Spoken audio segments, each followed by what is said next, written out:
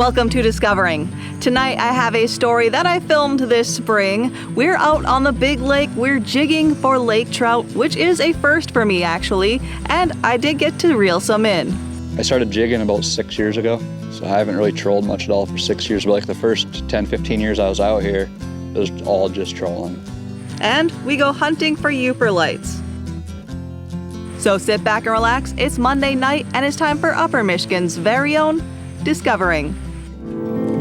The secret streams that flow beneath the cliffs of colored stone. Forests thick and healthy with birch and pine and oak. Surrounded by the greatest lakes this world has ever known. The black bear's awesome presence as he roams the hills and fields.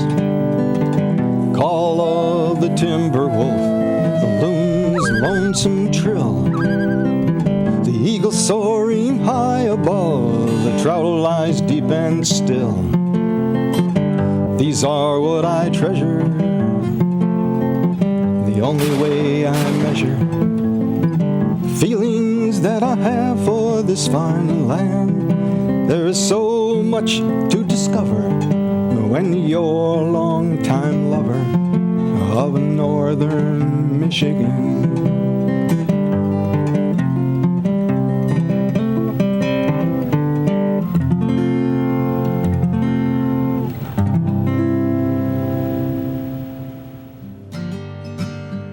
Lake Superior, Old Gitche Gumee on the north shore of the UP, is the greatest of lakes. The largest freshwater lake in the world, it holds more water than the other 4 Great Lakes combined. And with an average depth of 482 feet, and the deepest parts well over 1,300 feet, Superior is more like an inland sea. So, if you want to experience deep sea fishing here in the UP, Lake Superior is your destination. Back in early June, I joined Rahn of Yooper Outdoors 906 and a couple boatloads of his clients for a morning of laker jigging. Fishing's been really good on the days that we can get out. We haven't had any problem getting our limits. We fished out of multiple different ports, and we're doing good everywhere we've been. John gets on the lake as soon as the ice is off, but this spring was being difficult with the wind. We did a few trips in March this year, and then we started fishing out here pretty hard the middle of April. But we haven't got out here a ton. There's been a ton of wind this spring, so we've only really been able to fish 1 or 2 days a week for the most part.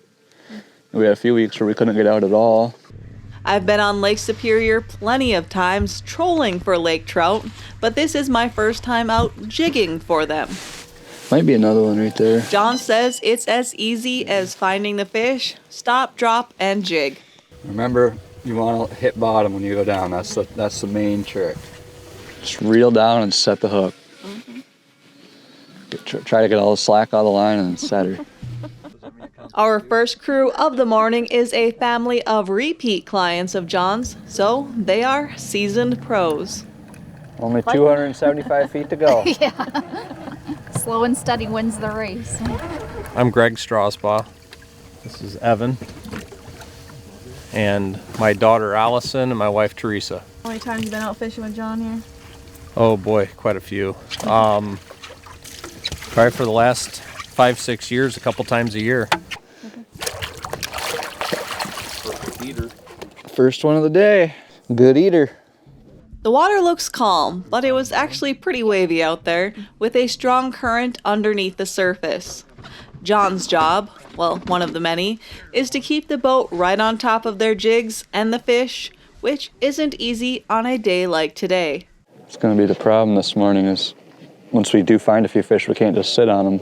So normally we'll drift until we hit a school, and then we'll spot lock on them. But today the bottom current is ripping about a half mile an hour, 3/4 mile an hour, so the boat has to drift with the jigs. Because if you stop the boat, the jigs just keep on going. What's the worst is when you have a top current going one way and a bottom current going the other way, so your boat's going this way and your jig's going this way. That gets tricky. Then you have to troll the boat into the waves all day and just follow the jigs around. There's always a little bit of current, but today is definitely worse than normal. but it could be way worse. I've seen it way worse than this.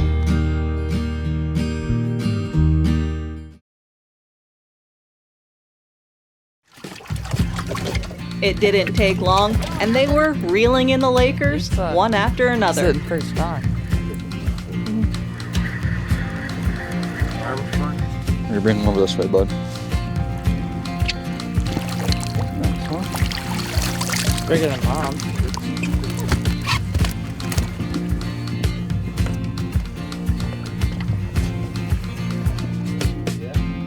Yeah, he's still there. Must be a small one.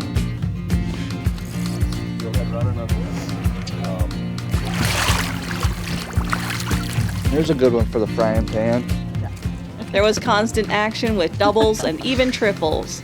I don't think we had 4 on at one time, but it was pretty close. It's the one Allie didn't want.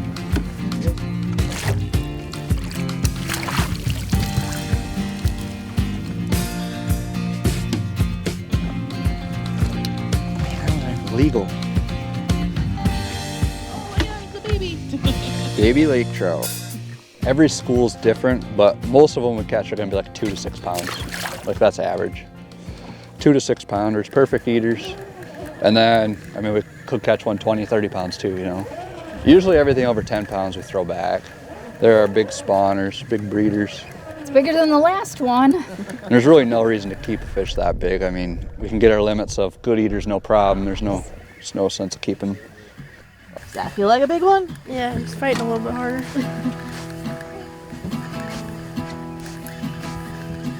Oh, it went double, huh? Triple. Triple. Yeah. Not paying attention. I need a quadruple then. Come on, mom. Line can't go down fast.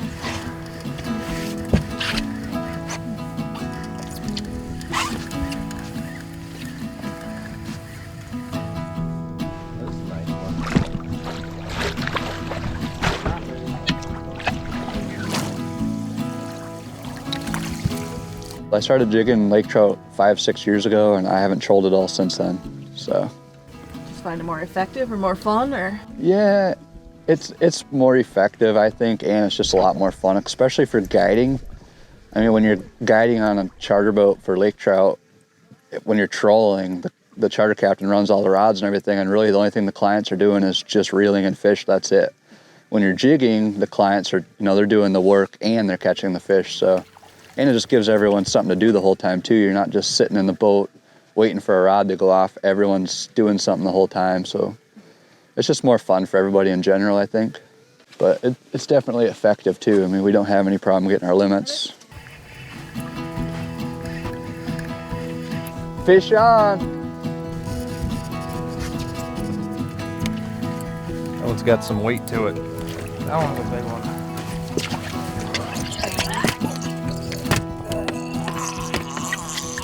The biggest thing out here is finding them. Like, you can catch them on anything, with bait, without bait. The biggest thing's finding them out here. how does that one feel? That one's better.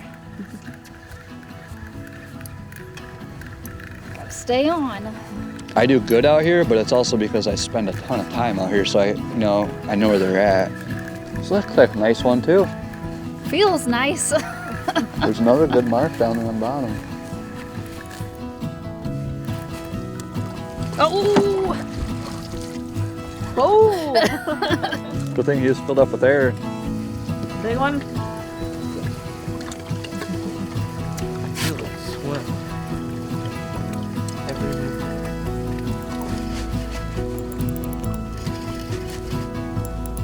week. Ooh, that's a nice fish.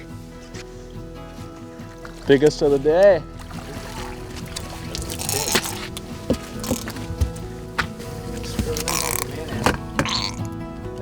Good job.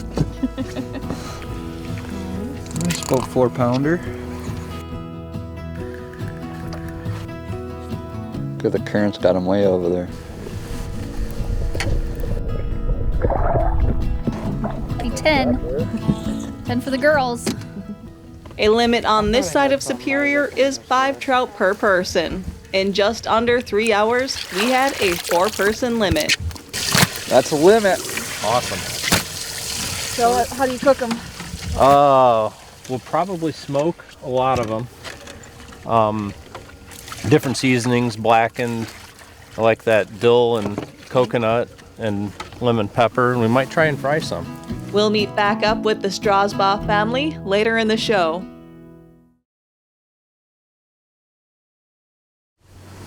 After the old pros, a couple of newbie lake trout anglers jumped on board. Jason, And Carrie. Where are you guys from? Marinette, Wisconsin. Well, you're born Yooper, right? I am, yes. Lucky her. And wherever John brought us, the fish were hungry and bit as soon as the lures were dropped down. Yo, you got one. Set the hook and it's reel. Yep, reel. Alrighty. You're way the heck back. Reel hit. Reel some up. Say, did you feel him hit at all? Not really, no. No, when the current's bad, it can be tough to feel. You might have one too. Yeah, you do. We weren't even jigging, but we got.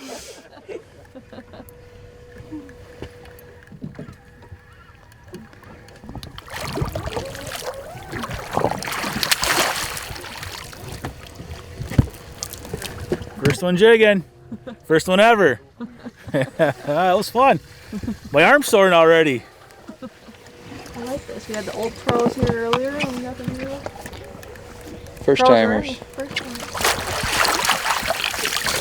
So is that your first one? Yes, it is. Did you feel yours bite? No. No? He told me to reel in because I was way out there, and I was like, You couldn't find bottom because the fish had your hook in his mouth. Since there were only 2 clients on the boat, I got to fish too. I'm also a newbie at lake trout jigging. As far as technique goes, I mean, you could set a rod in the rod holder and not jig it at all and catch one. Yeah, especially when there's a little bit of waves. You hear that pull? Do it for you. It'll catch them. Yours has got one too, Kristen, I think. Sure enough, I had a fish on. While I reeled mine in, Jason landed a nice one. Slimy. Wiggly.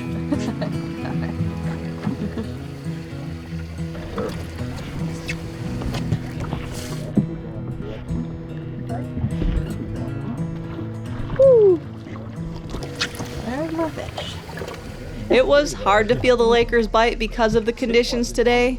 All of a sudden, the line just feels, well, heavier, like you snagged something, and that's when you know there's a fish on the other end. Well, the more current there is, the more slack there is in the line, so you can't feel them as good, you know? Because there's like a bow in your line halfway down because of the currents. Yeah, you have one.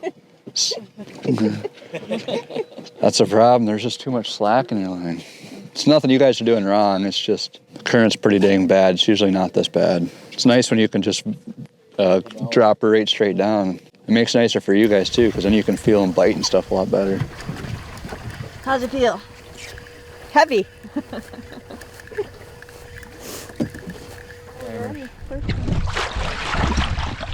That's a good one for the frying pan.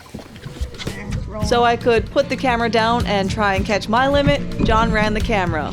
I'm not sure if that fish was already there or I managed to hook one that fast. I might have one too. I think I do. Triple. Film and net. Oh, wow. That feels pretty good. I always say I like filming people catching fish as much as I like fishing myself, but it's even more fun doing both.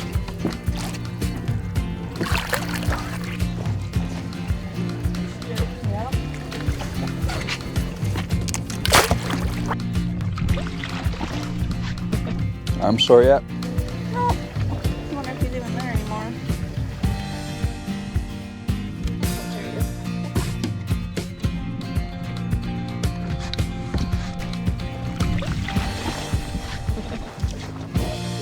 Triple. We had a limit in no time at all.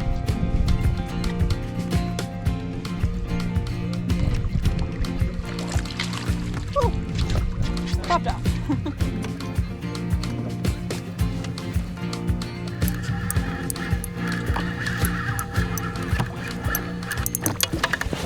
Good work, gang. Is that it?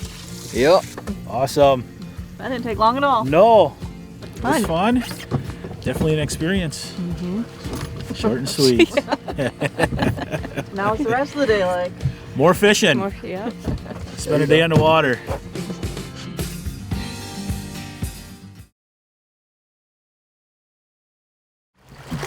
The last few years creating this show, my home away from home has been the Curtis area on the east side of the UP. And now that John and his wife Tasha bought the Sand and Stars Resort on South Manistee Lake, I have a new place to stay. While I was there, I had John tell me about resort life. It's been going really good so far. It's been a lot of work.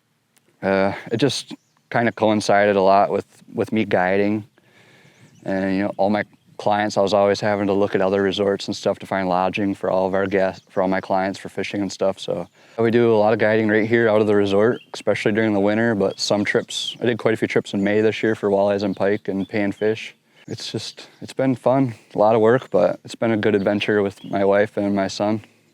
Right here we have the office and 4 hotel rooms, and then down the end we have the laundry room and fish cleaning station. Then we have 4 2-bedroom cabins, and 1 3-bedroom cabin, and 1 4-bedroom cabin. A lot of our renters really like it because there's a lot of room here to, you know, that you have to yourself. A lot of resorts are kind of packed in together, with cabins are very close together. So we get a lot of compliments on how like spaced out the cabins are and stuff. We've put a lot of money into the place, and it's looking really good right now. We're very happy with it, but we're just gonna keep chugging along, and pretty much all the profit that we're making, we're just putting right back into the place. Gonna keep doing updates as much as we can. They're keeping the resort open year-round. This is the first time this resort's ran year-round in like 15 years or so. Yeah, it's been good. Hopefully this winter we have an actual winter, so that would really help out a lot. And they rent pontoons and boats for guests to get out and enjoy South Manistee Lake and do some fishing. We rent pontoons out to the public and to our renters here at the resort too. We have a lot of locals that they don't own a boat, so they'll just come and rent a boat from us, you know, once or twice a summer just to get their kids out on the water. And we have a lot of extra dock space because a lot of people bring their own boats. So like right now we have, I think 4 or 5 cabins brought their own boats, so they're all out on the dock right now. My favorite part of the resort is the fish cleaning station, where John has lined the walls with photos from his guiding trips. This last fall, I spent about 2 or 3 weeks redoing the fish cleaning station. Everyone's been sending me their fishing pictures from the last few weeks. I've been staying here, so I gotta add a bunch more. And hopefully the next few years we can fill this whole wall up on this side. So yeah, everyone really enjoys coming in here, looking at all the pictures, and brings back a lot of memories. You were there on this trip filming, but you weren't in the picture. Hey, there I am. This photo was from the first story John and I did together back in 2020. As I said earlier, I met back up with the Strasbaugh family. On the boat, they mentioned they knew of a good spot to find Yooperlites. How did you find out about this spot? We were actually out at lunch talking about it, and the waitress came up and was like, I have a really good spot.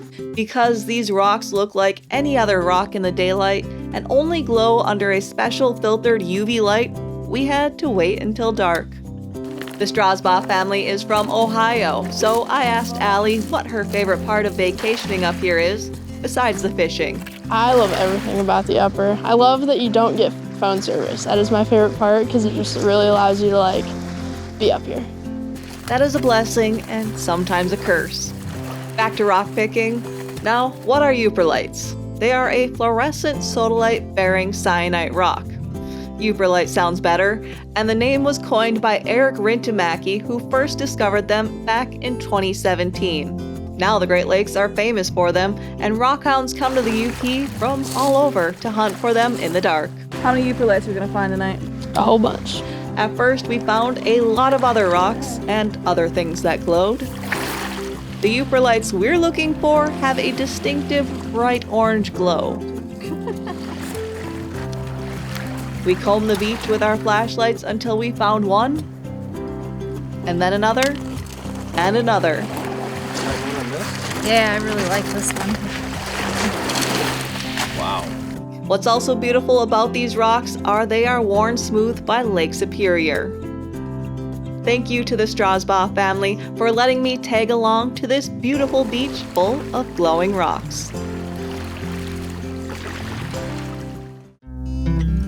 That's all for tonight, and I hope to see you right back here next week for Upper Michigan's very own Discovering.